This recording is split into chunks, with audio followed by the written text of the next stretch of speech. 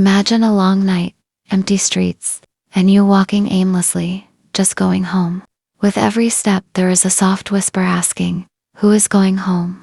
Is home a place, a memory, or something deeper? A form of soul that remains in your every breath. Today we will walk together, not to arrive, but to remember the reason we walk. Home, a simple word, but one full of resonance in everyday life. Home means returning to an address, to family, to the bed we are accustomed to sleeping in.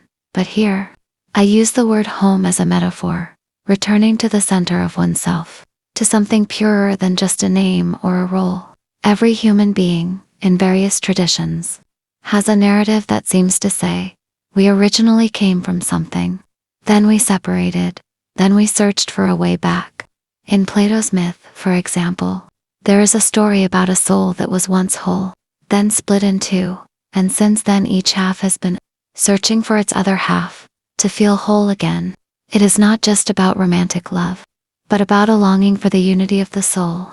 Returning to oneself does not mean closing oneself off from the world. On the contrary, it is about putting the world in its place, as a stage where we learn, fail, love, not as the main source of meaning. In these first steps of returning, we learn to distinguish between the I that is created by social roles, and the I that is not shaken by praise or blame. Time often feels like a cold footstep. We tread on it, pass through it, and cannot return. The philosophy of time teaches us that time is not just clocks and calendars, it is how we experience existence. Martin Heidegger said that the structure of time shapes how humans are in the world. Time is not just a backdrop, but the way we relate to possibility and to ourselves.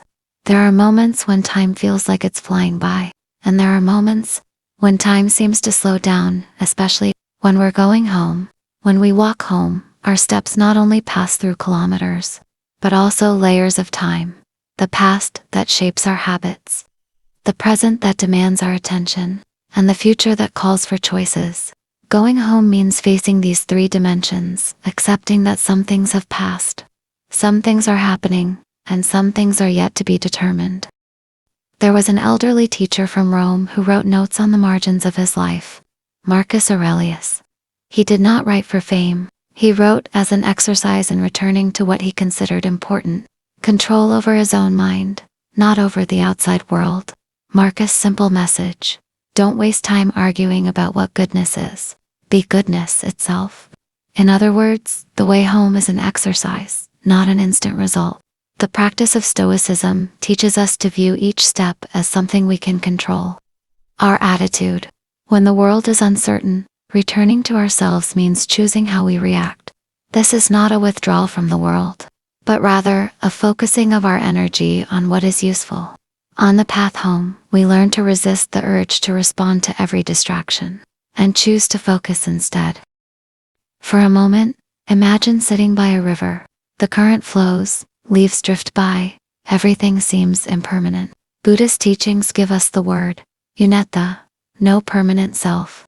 This is not to kill the sense of I, but to dismantle the idea that there is an unchanging core.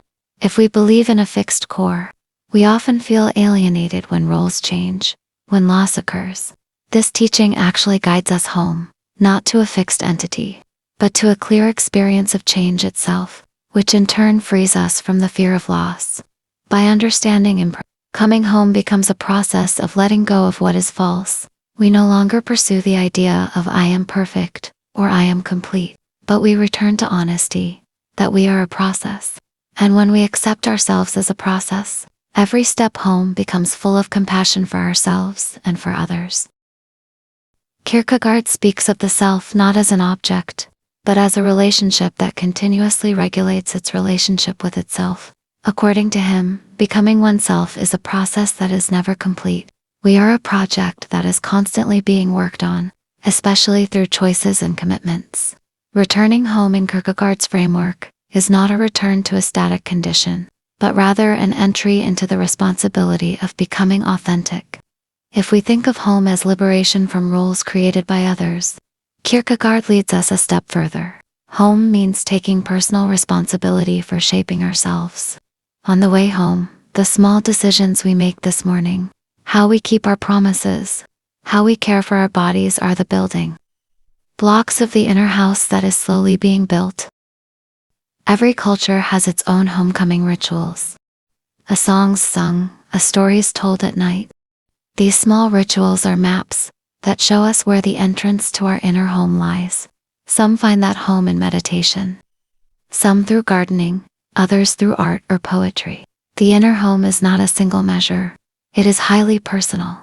When we explore our memories, we often find certain spaces that make us feel at home, the aroma of our mother's cooking, the sound of rain on the roof, or a worn wooden table.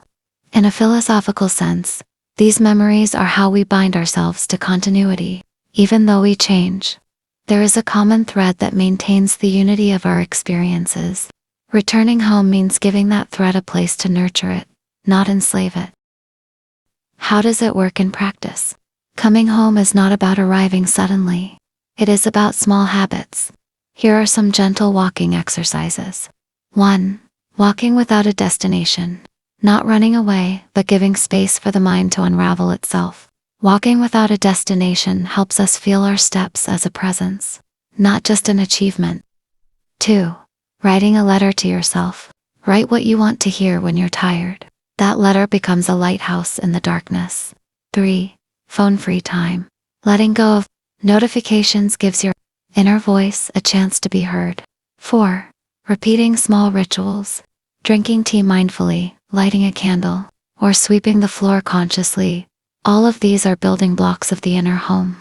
These exercises are not a promise of eternal happiness, but they are a way to make the journey home real, not just rhetoric. Solitude is often misunderstood as punishment. In fact, chosen solitude is a space for creativity. The subtle difference between solitude and loneliness is important. Loneliness is a feeling of emptiness due to disconnection. Solitude is a conscious choice to listen. On the way home, we will often encounter both. The key is to learn to be our own friend. Becoming your own friend also means facing your shadows, shame, regret, fear. Instead of chasing them away, we greet them, offer them a cup of coffee, and say, "You can stay until you calm down." In this dialogue, we learn to restore long-strained relationships with the past, with failure, with longing.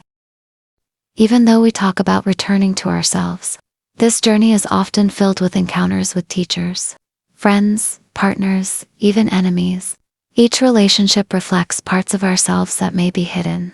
There are people who hold up the most honest mirror for us. They can make us see painful habits or forgotten virtues.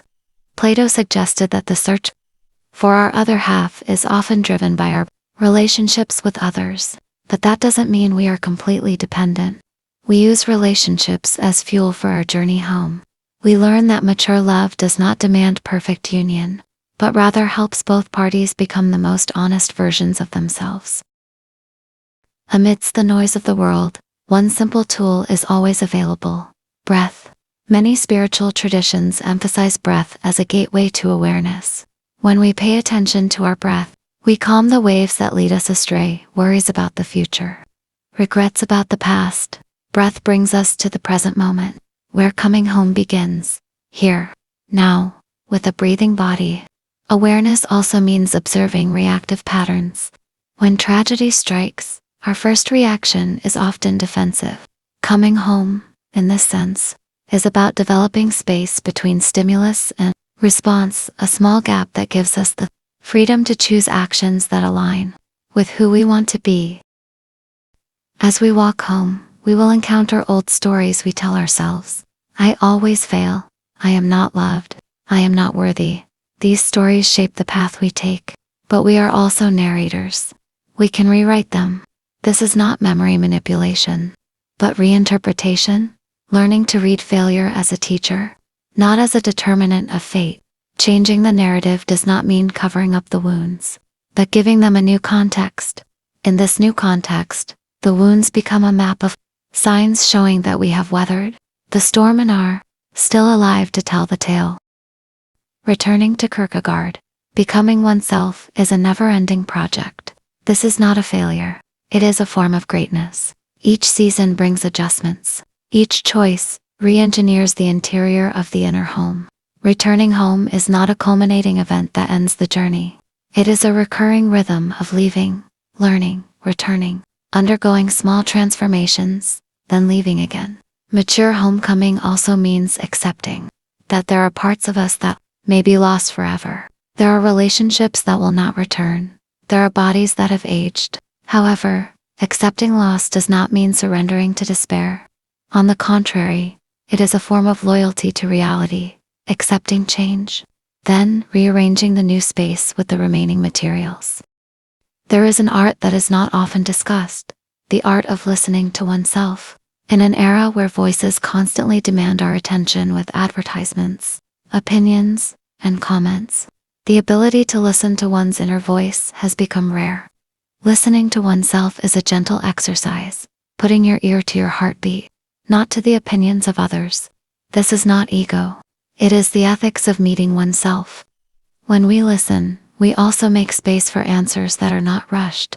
Answers that come from the depths often do not deafen the public ear, but they restore our steps. Returning home is allowing that voice to sing again, unforced, simple. Returning to oneself also affects how we live with others. The ethics of returning are small, consistent actions, keeping promises, being honest about our abilities, respecting boundaries. These ethics are not born solely from theological rules, but from a responsibility to keep our inner home livable. In this sense, being good is not about giving speeches about goodness, but simply doing small things that maintain balance. As Marcus Aurelius reminds us, don't waste time debating virtue. Live as virtue itself. As we get closer to what we call home, outside noises begin to fade. There is a subtle tension between the longing for completion and the fear that returning home means losing the adventure. At this point, many succumb to the illusion of replacing their inner home with temporary external achievements, but true peace often emerges in silence. Silence is not emptiness, but rather a space where all experiences can be placed. In silence, we finally realize coming home is not about finding one final definition of self, but about allowing every part of ourselves to take its place without needing to shout. Before we conclude this journey, let us pause for a moment and take stock. What have we brought with us? Wounds, love, habits, kindness, anger. All of these are furnishings. Some items must be donated, some need to be repaired, some become powerful heirlooms. A healthy home is not one filled with possessions, but one that has room to breathe. Coming home requires simple courage, letting go of what no longer serves us, caring for what needs tending, and accepting the reality that we don't need to hide the cracks that give the house its character. Cracks are pathways for light to enter. Who is coming home, really? Now we come to a twist that might make you hold your breath for a moment. While we talk about you coming home, who exactly is you? Is there a single entity that holds all memories, feelings, and decisions? Or is coming home itself not about seeking something outside, but rather a habit created by life? A biological and psychological need to organize experiences into a safe narrative. Many traditions say, there is no permanent self. The self is a flow. Yet, at the same time, the feeling of coming home is so real, as if there is a center waiting for us. Perhaps the answer is neither of these two extremes. Perhaps we are walking home not to find a final destination, but to practice becoming beings capable of paying gentle attention to our own experiences. We come home not to stay forever, but to remember how to walk with awareness. And this is what makes it vague. When we arrive at the doorstep, sometimes we find the house empty. Empty not as a void, but as an invitation to rearrange, write a new chapter, or even leave the old house to build another one.